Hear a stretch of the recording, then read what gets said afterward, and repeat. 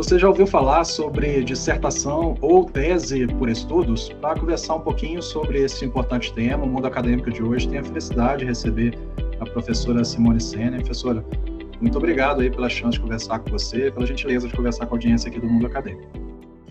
Obrigada pelo convite, é uma satisfação compartilhar conhecimento com a sua audiência. Obrigado, Simone. Passar um breve currículo aqui da professora. Simone, ela é graduada em Administração e em Agronegócios, ambos os cursos pela Universidade do Oeste de Santa Catarina.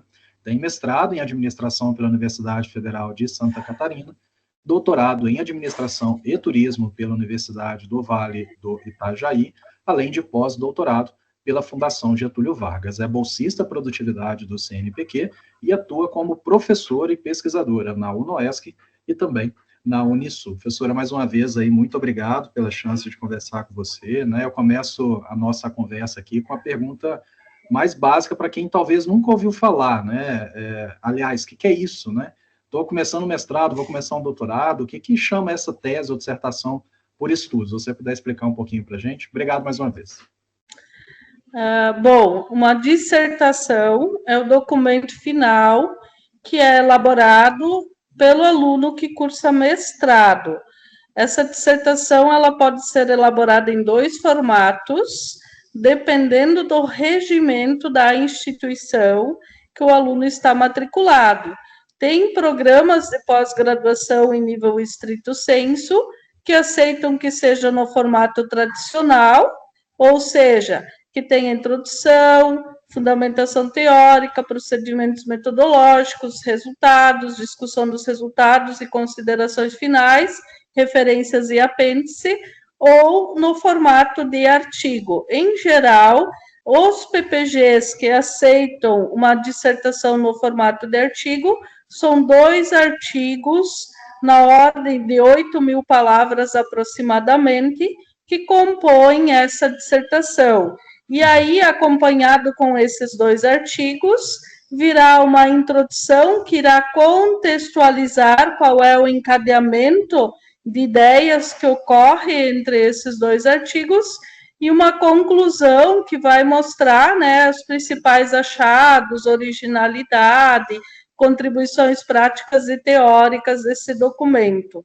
Em geral, um dos artigos ele é focado na parte teórica, construindo uma bibliometria ou uma revisão sistemática de literatura, e um segundo artigo ele é teórico-empírico, então ele relaciona, né, o arcabouço teórico com o campo, né, com a evidenciação com base em organizações, e isso pode ser feito na forma de survey, aplicando um questionário para um grande número de organizações de um mesmo setor, ou fazendo um estudo de caso, multicasos, etnografia, história oral, história de vida, ou qualquer outra modalidade de trabalho. Hoje é muito comum na área da administração fazer o Design Science Research, né, que é uma modalidade de pesquisa também mais focada para a área aplicada ou a própria pesquisação, né, em que o aluno ele trabalha na organização e ele faz uma proposição de melhoria, então ele é o pesquisador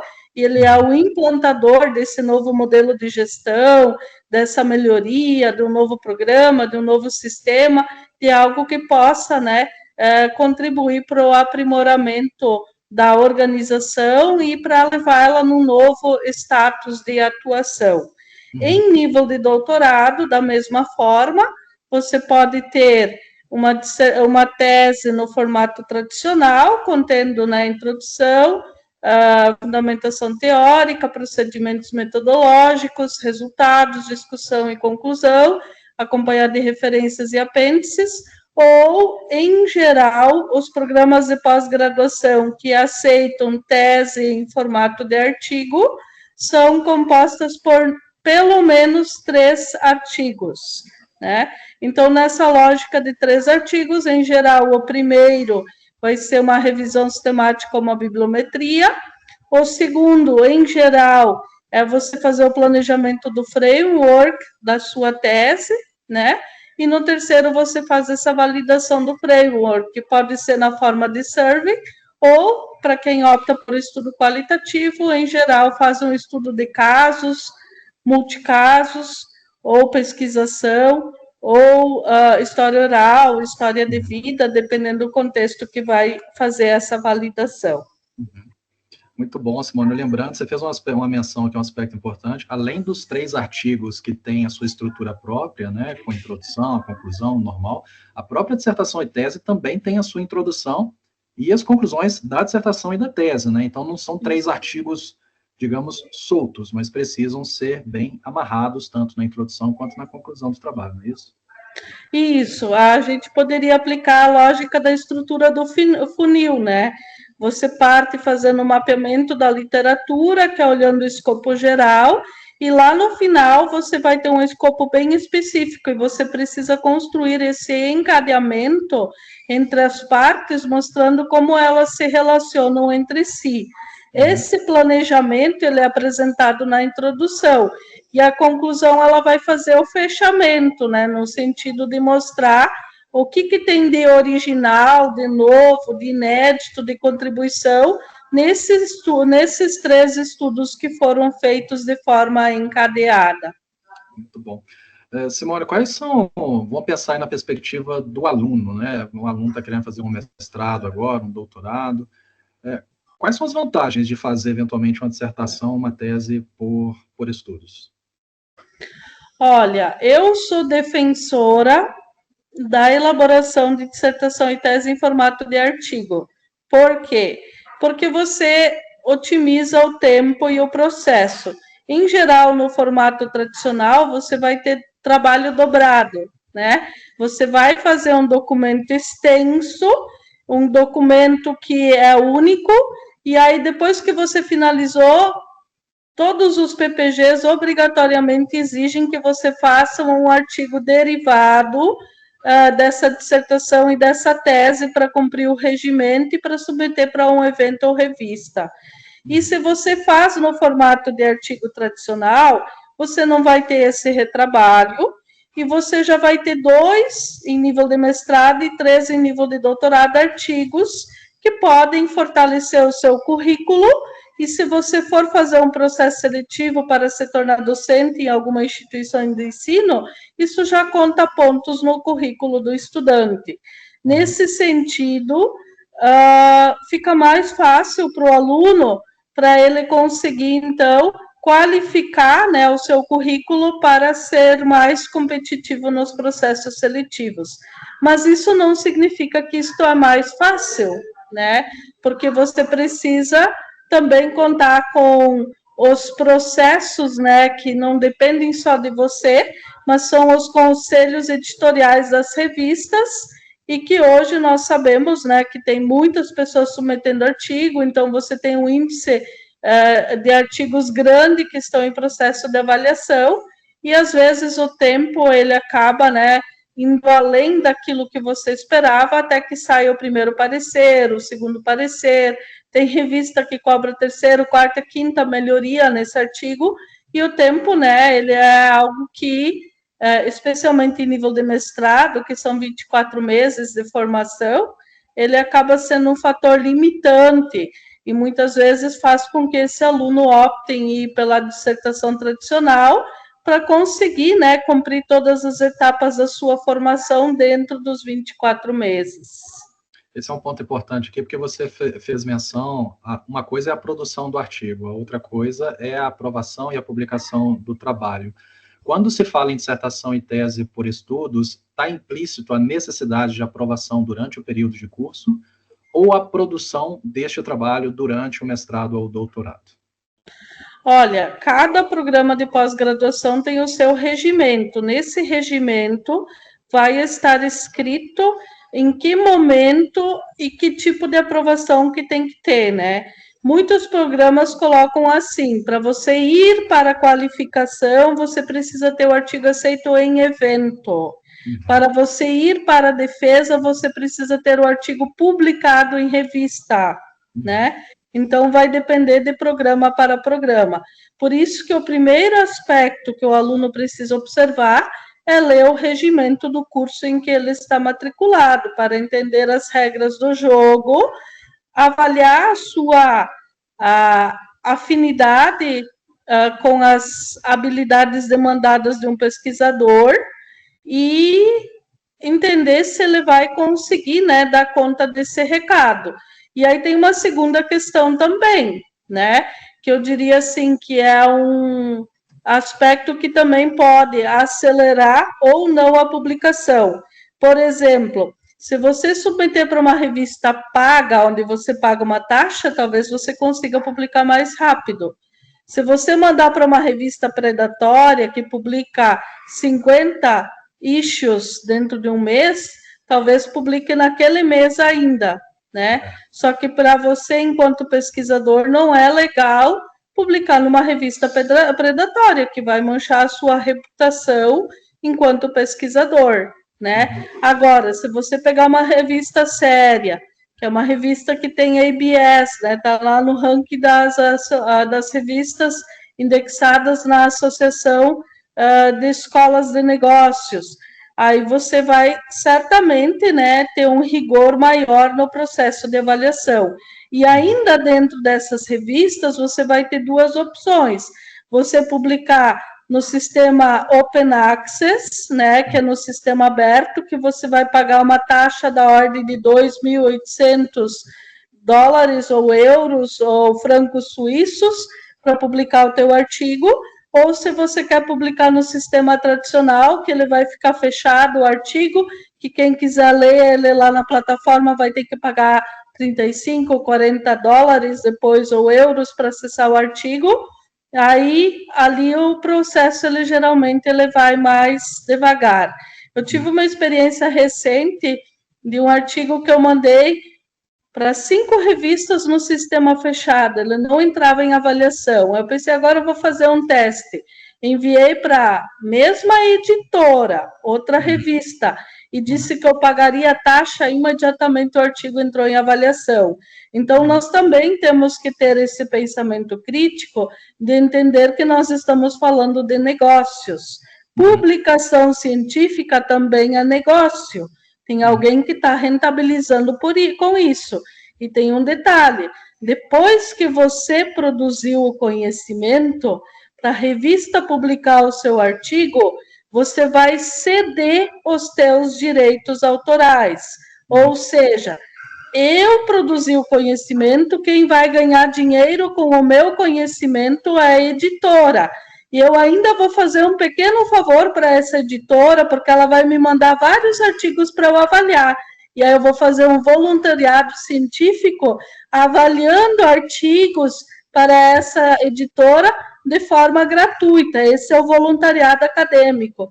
Isso me faz lembrar uma fala de um professor que eu tive no doutorado, que ele dizia o seguinte: para você ser professor, para você ser pesquisador, você tem que ser uma pessoa muito generosa, porque o que mais vai ser demandado de você são atos de generosidade. E cada vez eu percebo que isso faz mais sentido na minha vida e na minha carreira, porque é exatamente assim que funciona o stricto sensu.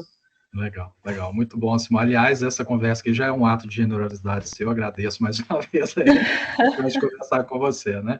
Falou de tanta coisa interessante aqui, Simone, dicas importantes, como ler de fato o regulamento. Pouca gente tem, aluno tem o cuidado de ler o regulamento para entender os critérios nos quais ele será cobrado para obtenção do título que ele pretende obter, né?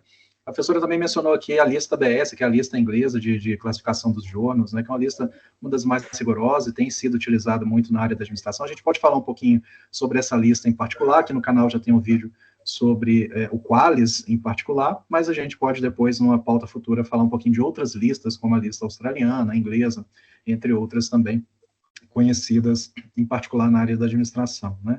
Professora, você mencionou bastante aí a questão das vantagens, né? Mas tem alguma desvantagem? Aliás, falou também, em parte, de alguma desvantagem, né? De fazer uma dissertação ou tese por artigos, por estudos, né? Você consegue verificar, sim, o aluno, quais seriam essas desvantagens?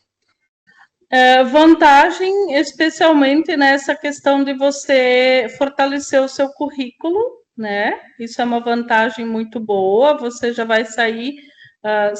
tudo transcorrer bem, né, e você tiver também uma dose de sorte, eu diria, né, sair com 3 artigos publicados em eventos e artigos publicados em revistas. E a parte ruim da história, né, pode ser que nenhum seja, e se nenhum for, você lá no final terá que transformar a sua tese em um formato tradicional, né. Uma segunda questão que tem que tomar muito cuidado é criar esse esqueleto, né, entre os artigos, mostrando, né, qual é a linha central que permeia essas 3 produções, para que elas não virem um quebra-cabeça, né? Porque o quebra-cabeça mal montado, ele é muito ruim, ele vai sofrer muitas críticas e pode até ter algum tipo de problema na hora da banca final, para você conseguir a aprovação desse trabalho perante uma banca. Ou seja, você não vai conseguir qualificar perante a banca, não vai ter argumentos concretos para defender porque aquilo ali poderia significar uma tese, né? Se não tiver esse argumento concreto, vai ser difícil você ser aprovado na defesa. Muito bom. Eu não sei se para você tem essa percepção, né? Você mencionou um aspecto muito importante, coerência e coesão textual, né?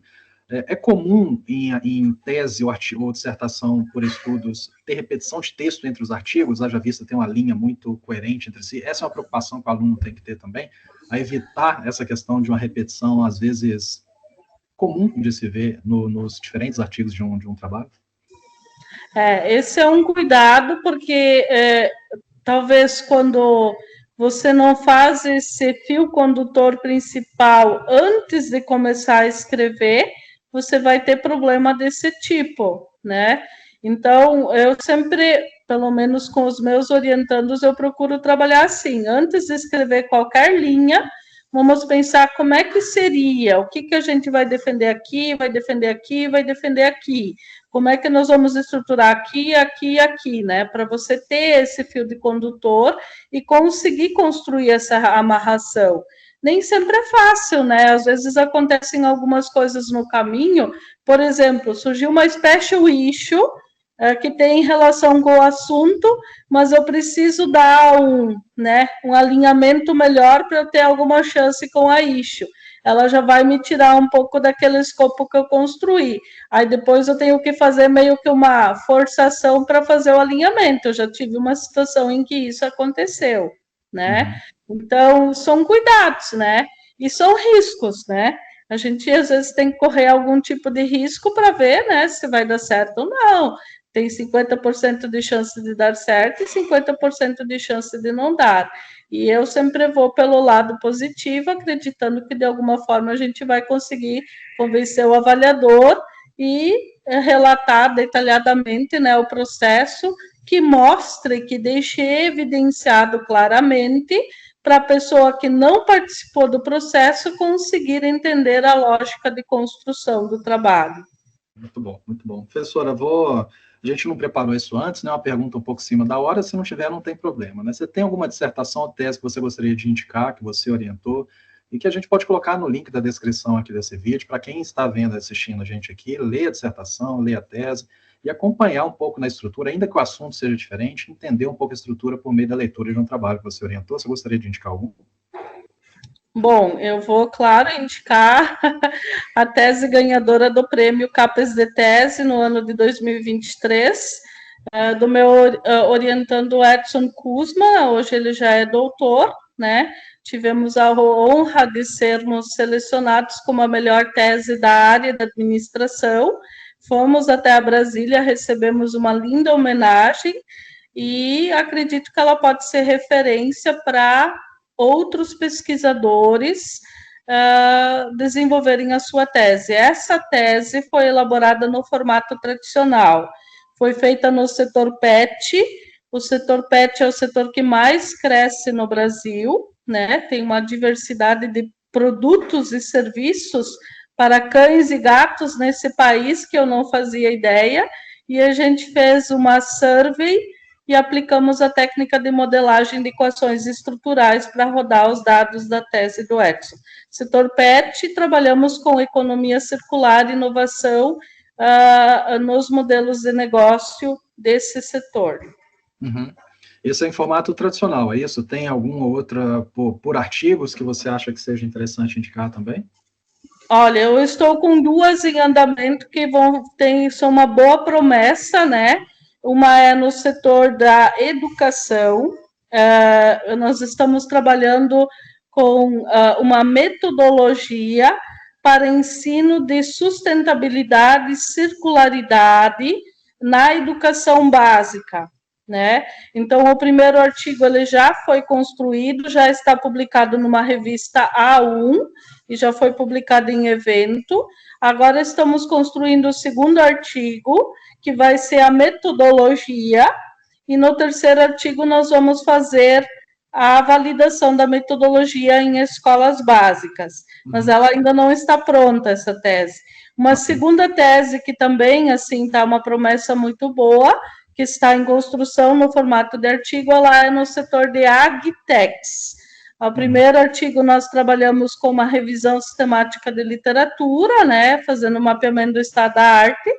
O segundo nós estamos já analisando os dados, a gente fez uma survey e vamos também aplicar modelagem de equações estruturais.